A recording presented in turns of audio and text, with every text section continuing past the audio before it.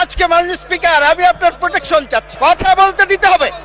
মাননীয় স্পিকার, গত 18 মার্চ যে আরামে ছিলেন, সেই আরাম এখন আর হচ্ছে না। এই কারণে ওনাদের অনেক সমস্যা হয়ে যাচ্ছে। মাননীয় স্পিকার, প্রথম দিকে ঠিকই ছিল, কয়েকদিন যাবৎ খুব একটা অস্থিরতা লক্ষ্য করছি আমাদের মাননীয় বিরোধী দলের সদস্যদের মধ্যে। আমি খোঁজার চেষ্টা করেছি যে কি কারণে এই অস্থিরতা।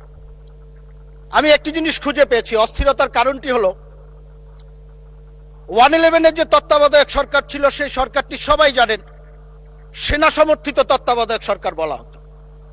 আর গত 18 মার্চ যে সরকারটি ছিল, সেই সরকারটিকে কিন্তু এই যে আমাদের আজকের যারা বিরোধী দলীয় নেতৃবৃন্দ আছে, সেই জামাত ইসলাম এবং এনসিপি সমর্থিত সরকার হিসাবে সবাই সেই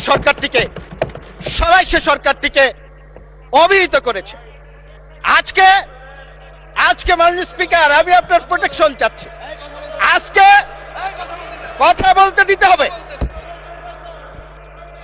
মাননীয় স্পিকার, কথা বলতে দিতে হবে। মাননীয় সদস্যবৃন্দ, মাননীয় স্পিকার, মাননীয় কথাটি বললাম এই কারণে, অর্ডার ইন দ্য হাউস।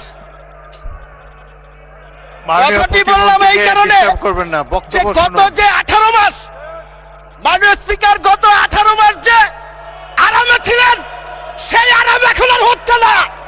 এই কারণে ওনাদের অনেক সমস্যা হয়ে যাচ্ছে। মাননীয় স্পিকার, কারণ আমি প্রমাণ দিয়ে দেখাতে পারবো, বৈষম্য বিরোধী ছাত্র আন্দোলনের একজন নেতা, তার বক্তব্য আছে, সে একজনের সাথে গল্প করছে, বলছে যেইভাবে আমরা কাটিয়েছি, মন চেয়েছে প্রধান উপদেষ্টার বাসায় ঢুকে গিয়েছি, মন চেয়েছে তার বেডরুমে ঢুকে গিয়েছি, মন চেয়েছে সচিবের রুমে ঢুকে গিয়েছি। এখন তো আর সেই সুবিধা পাওয়া যাচ্ছে না। মাননীয় স্পিকার, সমস্যাটা মাননীয় স্পিকার